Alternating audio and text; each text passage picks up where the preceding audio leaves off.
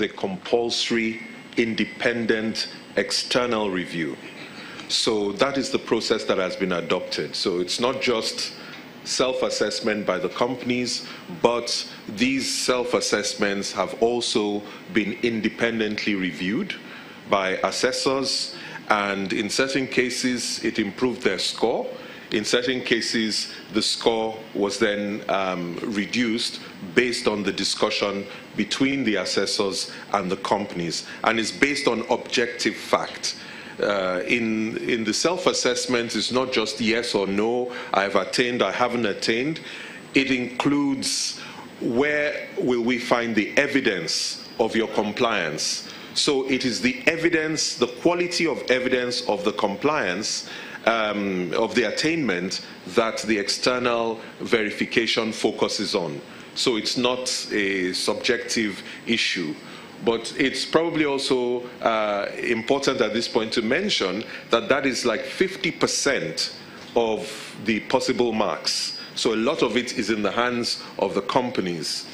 The fiduciary awareness certification test accounts for another 10%, which makes it 60. And then the last part, which is the company integrity assessments based on feedback from stakeholders, that accounts for 40%. So the companies, therefore, then not only getting the 50, the 10, and maybe another 10 are the ones who make it through the process to achieve the mark. The assessors are independent of the companies. It's not the companies who select the assessors. The assessors are also independent of CBI, but CBI selects them. They select them, but carefully check that, and also ask them to make declarations about which of the listed companies they have any business with. So we check for conflicts of interest, which apart from their own capacity to assess, and the assessment, as I mentioned, is a simple thing.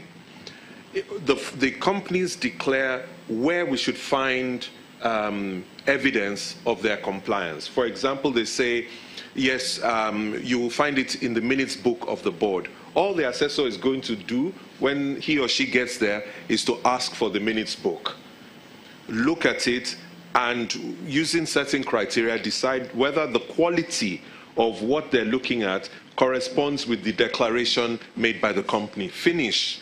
Nothing too sophisticated. So we're trying to choose people who we think will go there and do the proper thing, because it's not such a technical job that it requires great expertise to be able to do it, because the companies have already declared where you will find the evidence of their compliance.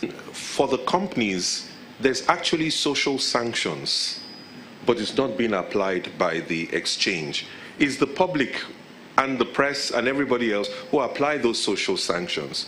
Because if you find out that out of like 500 directors, 450 have done it and passed it, and you're in the minority, I think you will come under pressure by yourself.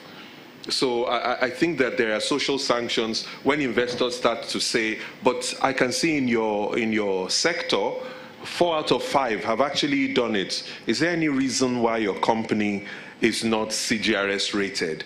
So there are all sorts of sanctions that would come with even just publishing a list of those who have attained it. The list of companies that are on the exchange is available for everybody to see. So making deductions about who has passed and who hasn't done it yet and so on is actually easy to do. And I think that is a huge sanction which boards will have to decide how do they manage, because it could potentially celebrate them for the companies who are already taking part, or bring a question mark over their involvement with it. So I don't think you really need any formal sanctions, because as soon as you put in a naira value, then what is supposed to be an intrinsic motivator now becomes a transaction. That it only costs 200,000, pay the 200,000 and let's move on. And you have totally killed any interest in participating any further. And it's just about fines then. In terms of criteria, we started with the lowest common denominator for all companies. We know that sectorally there are different sector codes, and those sector codes tend to have higher requirements than the SEC code.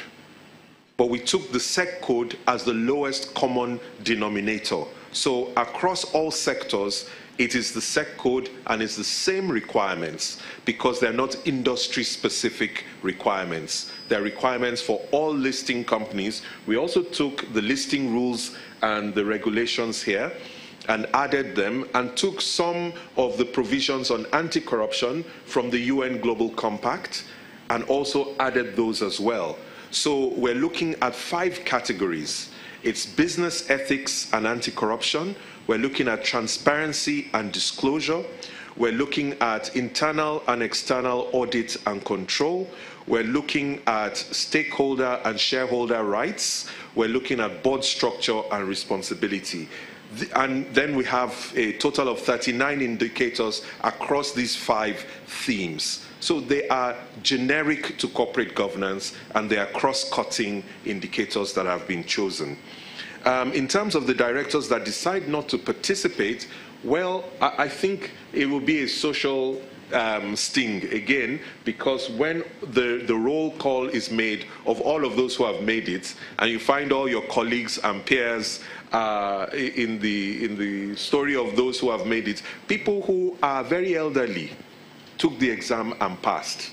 So I don't know why a young director would not attempt the exam. People who are new on boards took the exams and passed. So I don't know why older ones will not want to do it. So I think it will generate a lot of discussion and debate when you see the list of people who have actually done it and passed.